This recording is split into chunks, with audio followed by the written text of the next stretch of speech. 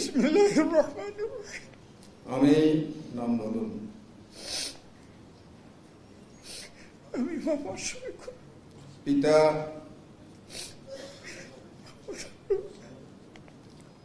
যাহাকে বাংলাদেশ জামাত ইসলামীর যাকে বাংলাদেশ জামাত ইসলামী আমির নির্বাচিত করা হইয়াছে,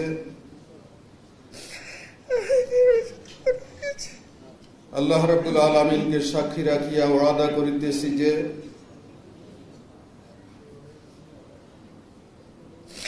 আল্লাহ রাব্বুল আলামিনকে সাক্ষী রেখে ওয়াদা করিতেছি যে আমি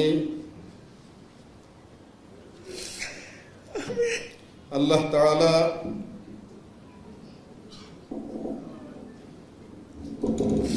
আল্লাহ তাআলা ও তাহার রাসূল সাল্লাল্লাহু আলাইহি সাল্লামের আদেশ পালন ও তাহার রাসূল সাল্লাল্লাহু আলাইহি সাল্লামের আদেশ পালন ও আনুগত্যকে